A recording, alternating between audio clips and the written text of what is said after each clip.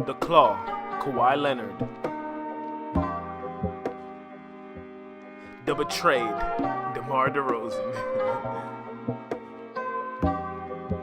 Last week, in probably the craziest summer deal, Kawhi Leonard and DeMar DeRozan got traded for one another. And I don't think DeRozan saw this coming because, by the looks of his Instagram story, he was pretty upset. But more on that later. For now, let's focus on which one of these players is better.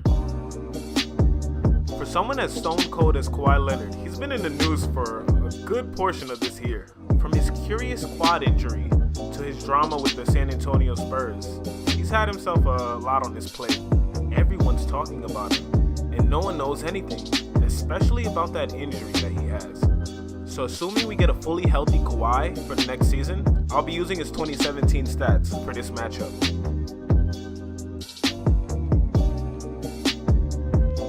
Crazy to think that coming out of college, Kawhi Leonard was just known as mainly an energy guy and a pretty good rebounder. What he wasn't known as was a jump shooter, let alone an elite three-point shooter, someone he's made himself out to be in these last few years. He shot 44% from three in 2016, and it's only because his role as a scorer has risen since then, so his efficiency numbers have dipped a bit since that last year, but it's still elite. And what's definitely elite is his mid-range game. He's really developed his handle and pull-up game, allowing him to stop on a dime and shoot over anyone. It's really amazing to see how Kawhi has grown as a shooter since college, which I guess you can credit to the amazing Spurs coaching staff, and I'm sure they have elite shooting coaches on that roster as well. He gets an 8 out of 10 in long range, and honestly, he's on his way to more. So, to put it bluntly, DeRozan's not a great shooter. So he makes about 1 3 each game, which makes you think that, oh, that's pretty good. And then you realize he does it on 31% shooting. And then it's like, that's not that good anymore. What's interesting though is that DeRozan gets more and more of his points from 3-point range as his career develops, which would be great if he shot at least league average on them. And it's too bad because his mid-range game is really elite, and his free throw game is average. So he's honestly a alright shooter from inside the arc, but he's so bad from outside, it just tears down his entire score. 6 out of 10.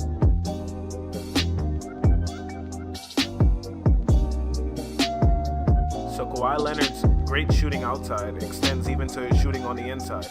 Something interesting is that in 2017, he shot 51% on shots between 5 and 9 feet from the rim, which ranked 3rd in the league. The top 2 players were both centers. So that sounds like pretty elite inside production, but he doesn't get a better score in this category just due to the fact that the Spurs spread the ball so much that he doesn't really get a chance to stand out as much inside the paint. On the flip side, DeRozan had a more featured role on the Raptors, but he was really inefficient. He ranks really low on the true shooting percentage board, and he's even the 3rd rated DeMar there. I thought that was pretty funny. Even though he's good at absorbing contact and has an amazing array of moves, his shooting woes extend even here.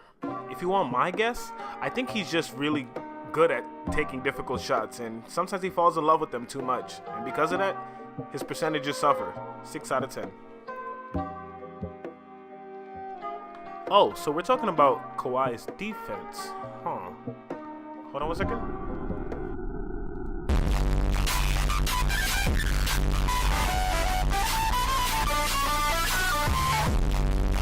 I know, I'm sorry. I just really wanted to illustrate just how much of a monster Kawhi Leonard is on defense. One night the Spurs were playing the Kings, and Kawhi Leonard just stripped Ben McLemore 3 straight times. It was amazing. His incredibly long wingspan combined with his cerebral instincts makes him a perennial Defensive Player of the Year. It hurts so much to do this, but he gets knocks in the defense category because the Spurs defense as a whole was historically good these last few years. So yeah, he gets docked in the DRPM score, and it gives him an overall defense rating of 6 out of 10, which feels so blasphemous, but it's just a testament to how great the Spurs defense was in 2016 and 2017. Okay, so look, I'm gonna play you this clip right now of a offensive possession, and watch DeMar DeRozan. I'm also gonna put up his defensive plus-minus score, and see if you can figure out why he gets such a terrible ranking here. If you can figure it out, he's going through the motions and everything, but that's the problem. He doesn't really seem engaged. He's just walking around, doesn't really seem like he's guarding a man, and it just seems like he's not there. And he gets a really terrible ranking because of this, because every possession, it feels like, on the Raptors. He's just conserving his energy for the offensive side, I guess. So I turned to Reddit for any fan theories. One person said it's got to do with effort. He's shown he could be a capable defender, but at the same time, other people think that he has really slow lateral movement. Either way, I think it's a combination of the two, and that does explain his horrible ranking in terms of defense. He gets a 2 out of 10 here. It hurts just giving it, but once you see him play defense, oh, that's his man scoring. Oh, that's his man passing. Yep, right there. Alright, this is the last time I'm going to talk about Kawhi Leonard's growth as a scorer. His ability to handle the ball and find his way to get his own shot off is really amazing. Just look at this graphic from StatMuse.com on his steady rise in scoring every single year he's been in the league. He's a clear-cut number one option at this point, and even though he does have room for improvement in terms of passing the ball, he's already pretty decent at it. 3 out of 6 in terms of assists, so that gives him an overall score of 7 out of 10 in playmaking. DeMar DeRozan being able to create his own shot is almost as big as an understatement as LeBron James being pretty good at basketball. He has this knack for scoring that he just nurtured since his entrance in the league in 2009, and at this point, it's just natural. He almost broke the scale for the unassisted score of 4 out of 4 because he just creates so much of his own points all the time, culminating in the fact that he scored a franchise record 52 points this season, just in time because you just got traded. Wonder who's going to break it next. Maybe Kawhi. DeRozan also became a pretty decent passer out of nowhere, showing growth with both his scoring prowess as well as his distribution ability. So he gets a 4 out of 6 for assists and an 8 out of 10 for playmaking. The year Kawhi Leonard was drafted, Sports Science did a feature video on him. One of the most surprising things they found was not only that he had the wingspan of a 7'2" center, but that his hands were almost a foot wide. That's ridiculous. But anyway, being a 6'7" wing only docks him 2 points in the height category, and he dunks a fair amount of times, giving him 5 points, so that's 7 out of 10 for athleticism.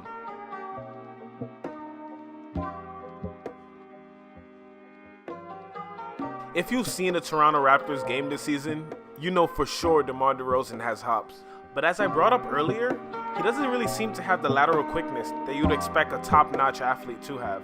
In fact, looking at this NBA draft profile written on him in 2009, DeMar DeRozan is an elite jumper, not an elite athlete. He's obviously developed since then, but it kind of shows up in his score as someone who's a great athlete by NBA standards, but not elite or top-notch.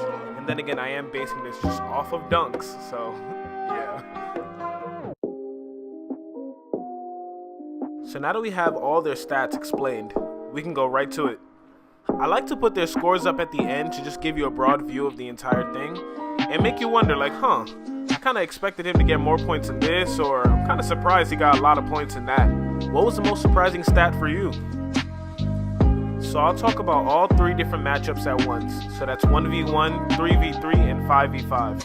In all 3 stages, Kawhi Leonard easily mops the floor with DeMar DeRozan, largely because of his superiority in long-range shooting and his ability to play at least adequate defense. It's no surprise that Kawhi Leonard is a better player here. He just has clear strengths in places where DeMar DeRozan struggles.